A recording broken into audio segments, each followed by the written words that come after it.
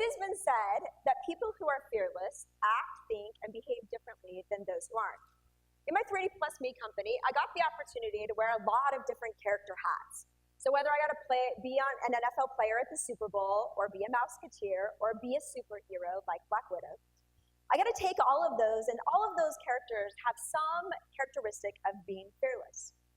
So then I was reflecting on what does it actually mean to be fearless. So I decided to take this question to my family. So I was asking my family, I said, okay, hey team, can you tell me, I was looking for a very deep conversation, what it actually means to be fearless? So they looked at me and they kind of smiled and they quickly answered and they said, Mom, of course it means to not have fear. I'm like, okay, adequate answer, this is true, okay. So then, hoping to push a little bit further, I said, okay, so what do you think is the characteristic that defines someone who is fearless? My 15-year-old son quickly looks at me and he's like, Mom, they just get stuff done. Now here I was, and he kind of rolls his eyes as he said that, right? Hoping for a really deep conversation around what it means to actually be fearless. But as he said that and I stepped back, I said it is actually the simple definition that really defines what people do that is fearless. It is in the motion of just getting stuff done. So I want to give you 4 ideas around what it means to actually be fearless and how you do that in your life and how I've tried to make that happen. So my first one for you is don't shut your own doors. So in life, it's really, really easy to come up with all of the reasons you shouldn't do something. The reason you shouldn't take the job, the reason you shouldn't apply to this graduate program, the reason you shouldn't take this class, the reason you shouldn't start a business. Our lives are full of ourselves telling us why we will fail at a future moment in time. But the problem with that is you can't actually do anything if you're in that situation. When I was coming out of my undergraduate program, I decided that I had no idea what I wanted to be. So I decided that I would apply for every possible job that was there. I was coming out of computer science. I did 100 job interviews my senior year of college because I put my resume in every place. Now, not only that did I not know what to do, I decided to take the GMAT and the GRE and apply to grad school and figure something will come of all of these scenarios that I've got in front of me. And it happened that one week in that final semester, I happened to get an offer for a job and my acceptance to the daytime MBA program. And I decided that this was a really great thing. So I went to the job and I said, look, I really want to work for you, but I want you to work with my daytime MBA program. Will you do that? And they said yes. Now, if I had started at the beginning and come up with all the reasons that my GMAT score wouldn't have been high enough or my GPA wouldn't have been high enough or the reasons I couldn't have accepted that, I never would have had the opportunity to have this really incredible thing happen where I could go to graduate school and I could further my career. And I could even have them pay for my graduate school. I could never have orchestrated it. I could never have decided that that was the path that I was going to be on. But because I wasn't willing to shut my own doors at the very beginning, it put me on a path that led to a very meaningful start of my career. My second thing for you is to make things happen. One of the traits of fearless people is that they're just willing to go after making things happen. About 30 days after we'd started 3D Plus Me, I had Walmart call me. And Walmart said, hey Sid, we would like to launch for Superhero September, this is June, in as many stores as you can possibly get into. When they made that call, I said, that's a really good idea, but my product price point's really high. I need a lower product price point. So I said, well, the only way in the world to get that done, if I'm trying to pull Marvel and Hasbro and 3D Plus Me and Walmart together, is to make a phone call. And I had to get to Hasbro and convince them I could do a toy product line.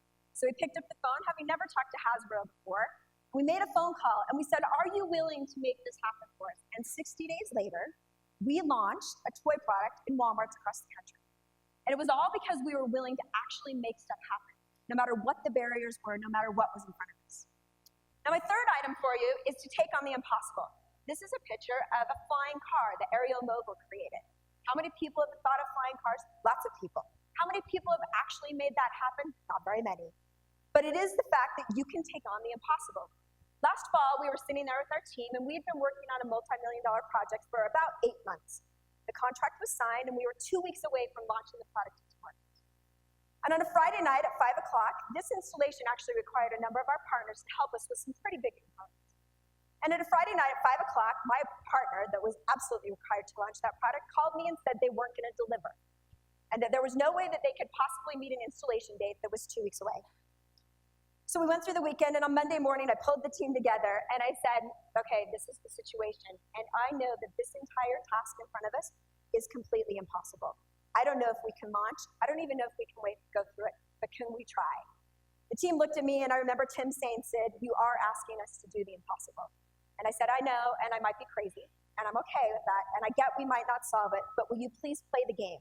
Will you please go with me, and let's see if we can solve it?" And amazingly, we were 2 days late on the install, and we pulled all of that together, and the team literally worked 24 hours a day. It wasn't possible to do the impossible without a great team of people around me, but because everyone was united in the attitude of making something happen, we did something that in that moment was truly impossible for the organization. And I believe fearless people have those kind of traits to make things happen that are impossible. My fourth item for you is what I call never give up. So when you're in the midst of doing things that are really hard, it seems like it's easier to give up.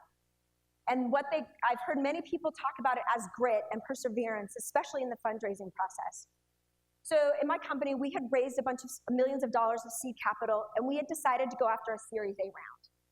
And I went and talked to my mentors and a bunch of trusted advisors about what that meant to raise a bunch more money. They said to me the following: "Okay, Sid, just be ready. You're going to go out and you're going to do 50 pitches. When you do 50 pitches, you might get 3 to 5 people to tell you yes." Okay, I got this on my mental checklist. Know what that means, right? Everyone knows what numbers means. I can do that. They did fail to mention that I only have a 7% chance as a female, just to know that. But no one ever said those kind of things, right? So I've got a scenario going on that's out there. And so I start going out, we start doing the pitches. And what happens when you go in those moments is, Alison actually said this, and Sunny, that in those moments, people are basically rejecting you 90% of the time.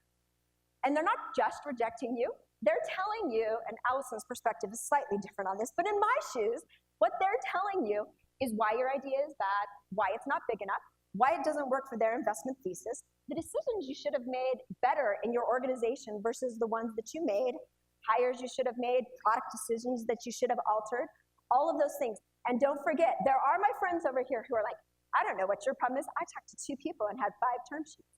Like, yeah, okay, I don't live in this world.